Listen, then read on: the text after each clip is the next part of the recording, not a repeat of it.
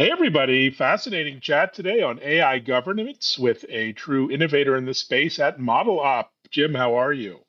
Doing good today. How are you doing? I'm doing great. Thanks so much for joining from your off the grid location. I see the solar in the background. We got Starlink going, really intriguing. But before all that fun stuff, maybe introduce yourself and what's the big idea behind ModelOp? Sure. So I'm Jim Olsen. I'm the Chief Technology Officer of ModelOp and actually did the architecture and design of the original system. So I know a lot about the space, and myself and some of my colleagues have actually been working in this space with previous efforts for a long time, 10 plus years, et cetera, and that kind of things. So have a lot of knowledge about not only the newer generative AI, but also the traditional AI, traditional statistical techniques, et cetera, and how they affect your business. And so that's how we created the ModelOp's solution to actually bring in the full lifecycle management of all kinds of models, everything from an Excel spreadsheet to an LLM's foundational model, and now agentic AI solutions as well.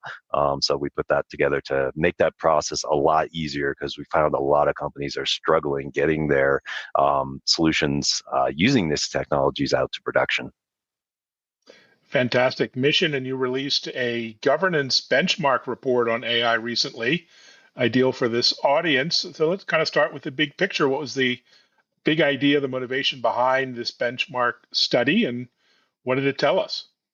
Well, a lot of it was understanding really where companies are at with their AI solutions. There's a lot of disparate information and articles, and I mean, if you listen to the Silicon Valley digital native companies, everybody's using it for absolutely everything, and it's the next biggest thing. Then you talk to some of the enterprises, and they're more hesitant about like, well, how does this impact my business, and what am I willing to put into place, and et cetera. So there wasn't a lot of great clarity into what the plans for an enterprise business actually are in a variety of different spaces. And what we found is a lot of companies are struggling to build trust within their organizations about these solutions because they don't have the insight. We're seeing a lot of IT departments pushing back because they're finding shadow AI. Where we've seen things where we've heard like where hospitals, people were posting customer data into chat GPT-4 to get summarizations going around the IT, which obviously that's a huge risk. I mean, it's breaking several laws and that kind of things.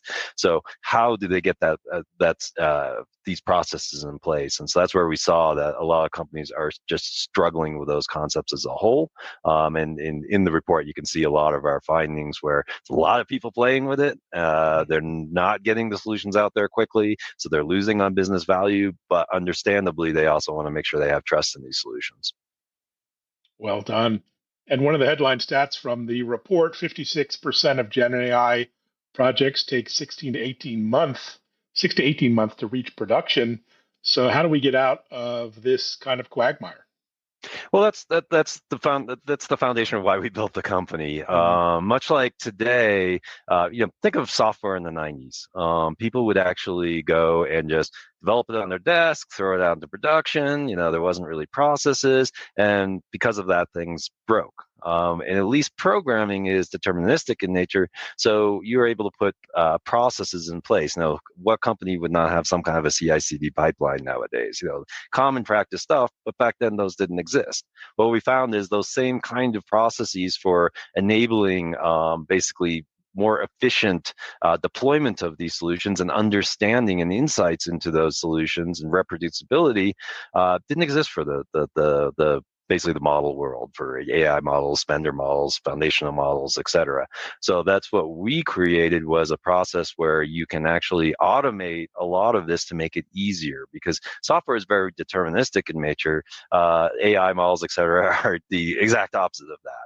So what can you put in place to provide those insights and build that trust within your organization so you don't hit all of these roadblocks? And we found when we deploy our solution into customers, they were easily cutting that time in half, if not even more so, depending on how sophisticated the company was to start with, and creating just a formalized repository where people can find out who's using this stuff for what use cases, and what is already approved out there. Could I leverage this, et cetera, and that kind of thing. So having that centralized inventory and then an automated lifecycle process to drive the software out to production. Well done. And you surveyed a number of sectors: financial services, pharma, manufacturing. Did any particular vertical stands out in terms of maturity or challenge with AI governance?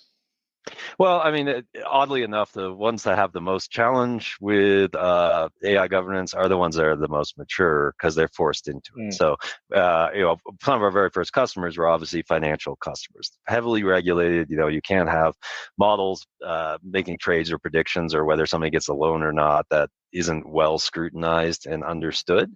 So that was obviously the first place that had the most challenges because they could be audited constantly, and had to have everything documented because I don't remember which bank it was, but it was like a multi-billion-dollar fine for not doing this properly. And so there's a lot at stake. So obviously for them, that created the necessity. Necessity is the mother of invention. So you'd see a lot of homegrown processes within there that weren't always so effective because they weren't stepping back from their own business to develop them. And that's by having our own solution that is more neutral and takes all of the ideas into concerns, creates a more efficient solution. We have several firms in the financial sector. What we're starting to see though now is obviously AI is coming into the healthcare industry, and we're literally talking life or death decisions when we get into healthcare. So I see that as a space with even more challenges because they weren't born and bred in the statistical nature of a financial institution where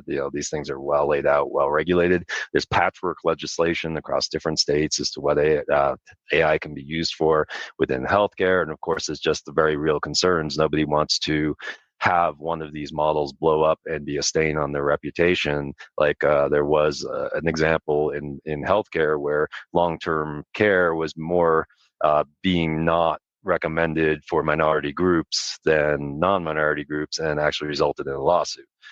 So there's really real world situations here that come up when you bring these solutions into life or death situations. So we've seen definitely a lot of interest there as well.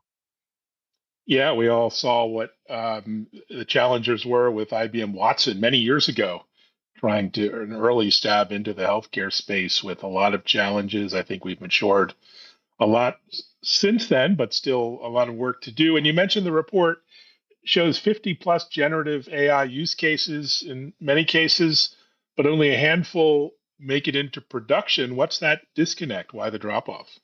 Well, I mean, there is a natural, to be fair, generically, there's a natural drop off. Everyone's got great ideas, and then bring him to production. There absolutely is always a revision on that. But what's even more driving that now is this lack of trust. People are more skeptical of these solutions because they are non-deterministic in nature. If you have a model that predicts whether a cell is cancerous or not, that's fairly readily verifiable and testable to a degree. You have known labeled use case data and things like that. When we start to get into more like even something as simple as summarize this patient record into a recommendation, or this prospectus from a company into a summary that I can use to make quick decisions about whether we should be investing or not, or these kinds of things, that's not deterministic in nature. So people are naturally skeptical because they can't look at it and say for sure. It sounds good, but is it right? That's one of the challenges is, especially foundational models, they're known for sounding very professional and intelligent, et cetera, but not always quite so factual. So they're very convincing of giving you the wrong information and convincing you it's right. So that it creates this trust because it's so much harder to, one bad kind of recommendation or something from one of these situations is a lot harder to overcome than 1,000 correct ones. People tend to remember the where it went wrong. So how do I build that trust that we are holistically looking at not only the foundational model itself, but its applicability to the use case that I'm doing it, and what risks and mitigations have I put in place to make sure that this use case is well protected. So tying all of these models, all these resources, or now when we're getting to agentic AI, all the different agents involved, the different tools that they use, et cetera, into a single pane of glass inventory like we provide, helps provide that clarity of, oh, well, it's also been used over here. It worked really well over there. Oh, okay. Now I got a little more. You can start to build that trust. And these 6 people reviewed it, and these risks were identified and said, yeah, this will be okay because of this. You need that kind of the story behind the model getting out there to build that trust. But then likewise, you can't have building that story be a manual process on an Excel spreadsheet or a SharePoint file or just a bunch of Jira tickets scattered all over wherever. That doesn't give you the story. So that's where, our software helps actually pull that information together into documents and mitigated risks and, findings, et cetera, that all are in one place, and you can actually get that and make sure all those Jira tickets, et cetera, are tied back and happen. So, by just automating all that, making sure it's there and making it readily available, you got to do that whether you build this software yourself or you buy a solution like ours, because otherwise, the process of trying to do the model lifecycle then becomes overwhelming. Amazing. Spreadsheets off for AI governance in, what's this, 1999? I mean, come on, we need to up our game a bit. And that's for you, healthcare, with your fax machines and your email. It's like a zombie that just won't die. The other challenge in the enterprise is fragmentation, lots of silos, lots of technical debt. What does that look like in the real world in terms of impacting AI at scale? Well, I mean, obviously, if you have different people taking entirely different approaches, using different technologies, et cetera, without any consistency, it does create more of a burden on understanding not only getting these things deployed, because it's just work to do that, but then also in doing the reviews of the technologies, et cetera.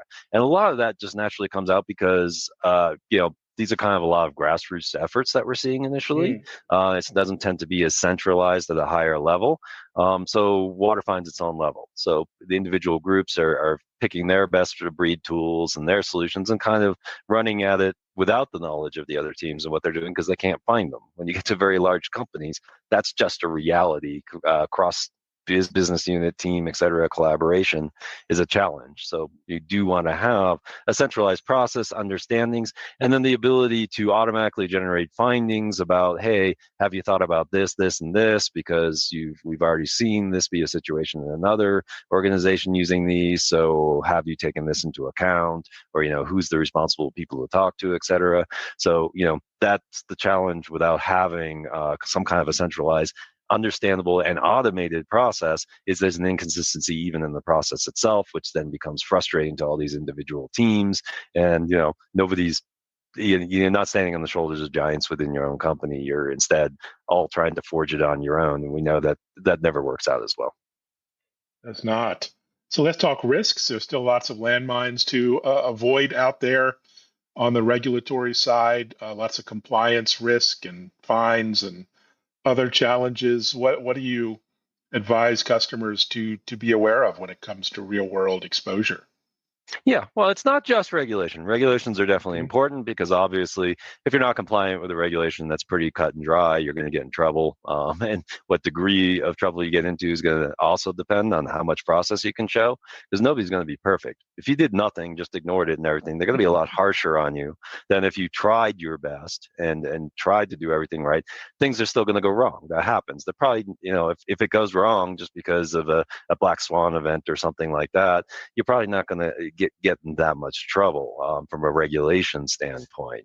But what we really talk about is, more importantly, is also even just your brand. So it's not even having to do just with a regulatory get a fine. Many products, and especially in the consumer product space, and we work with several on that kind of things, your whole value is in your perception by the customer. Buy one toilet paper versus another. Yeah, there's some differences in the things, but that's not the major way you make money is by making the better toilet paper. You make it by making the better, having the brand that has the name recognition and you trust the quality. If you put AI solutions out there that have a blunder, like, McDonald's put out its automated ordering scheme, and there's tons of videos posted online of people like, yeah, I'll take one fry. Okay, add 11 fries. Oh, no, remove that. I only wanted one. Okay, we have 12 fries, and it kept going on like that. That was a hit to their brand. It made them look foolish. Now, is it going to destroy a McDonald's? No, probably not. But those do have impacts. They have real financial impact that is even harder to measure in the long term, that can still, cause you maybe even more problems than the government fine. I bet. So you're in a very hot space at the moment. A third of companies evidently are budgeting $1 million or more annually on AI governance software. So congratulations on being in a hot market segment. Maybe talk to us about your space in general, where it's headed, obviously up, but and how do you see yourself competing versus other players out there?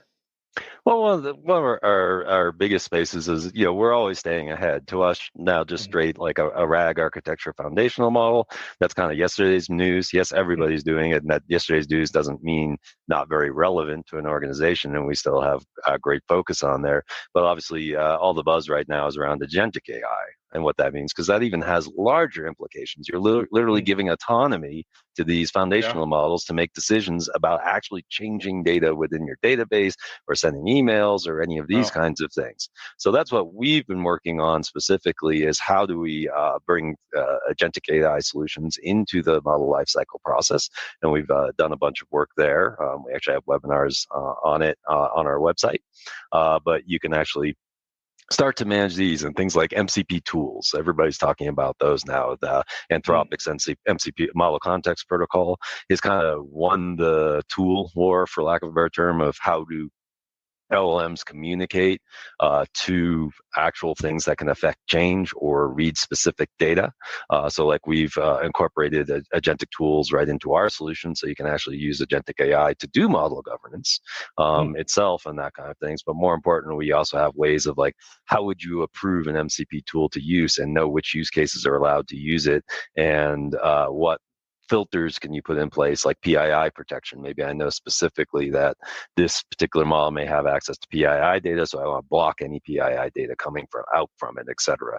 So we've been building things in that space, knowing that the agentic AI solutions are going to literally change the landscape in that way, and that as these companies put these in place, how do they know what they're doing? How do they know where they're used? How do they know, protect against, deciding all of a sudden to sell all of its stock or something?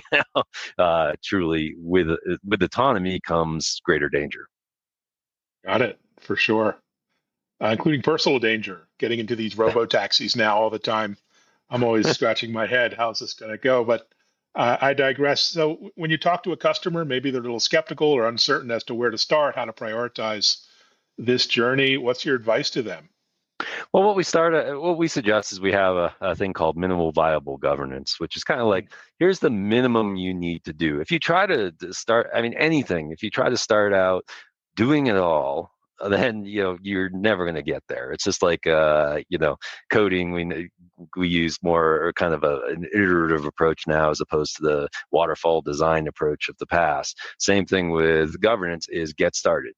Start small, get the things in place that you absolutely need. That's going to change by your business. Maybe if you're a financial institution, you need your minimum levels a little higher than if you're just protecting your brand, on that kind of things. And get the processes in place, understand what's there, and treat it iteratively. Continue to grow and add. And that's where our solution, providing a configurable approach to the model life cycles that doesn't require writing code or changing the product itself, really enables you to do that iterative process and even version the process to carry forward. So that way you can evolve. And if a new regulation comes out tomorrow, you can plug it in, or you have, as I said, as your business. But the important thing is, don't wait.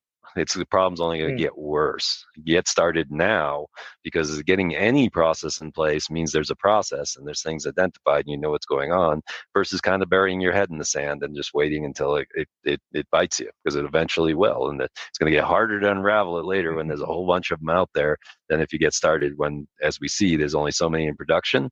You have that big backfill sitting behind per this report. You want the process in place to help that backfill not only make sure it's governed and doing the right things, but also help identify those and push those out into production so you don't lose a lot of those maybe good efforts that are buried within your company. Great advice. So we're halfway through the year. I can hardly believe it. But what are you up to the second half? Any travel events beyond the summer? What's on your radar?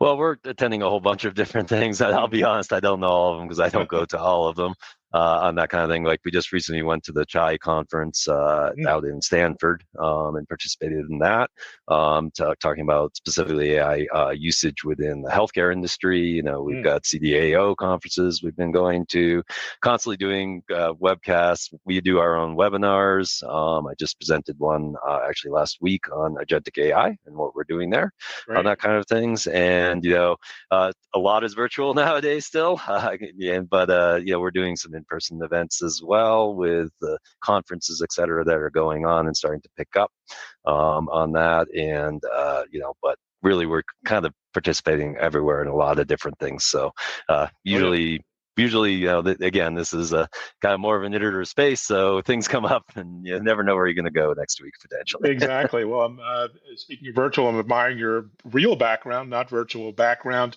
What's up for the summer in Colorado? Any hiking or fishing or hunting or bird watching? What do you get up to there in the woods? Well, yeah, the wildlife we get to watch right from the deck. So we get moose and elk and marmots and everything come right up to the deck on that. We actually, myself personally, we have 14 acres here and we have a lot of beetle kill. So I'm always working on cleaning that up, unfortunately. Yeah, so I don't need a gym membership. I do it by moving trees around and things like that. So we got that. But yeah, we get out into the woods and hike and all kinds of things as well. Take our UTVs around, etc. too, and just so enjoy nature where we can. Fantastic. Well, thanks for joining, taking some time away from all that, and congratulations on all the success, onwards and upwards. Yeah, absolutely, and thank you for taking the time to talk with me today. I really appreciate it. And thanks everyone for listening, watching, checking out our new TV show at techimpact.tv, now on Bloomberg and Fox Business. All right, take care. Thanks, Jim. Okay, thank you.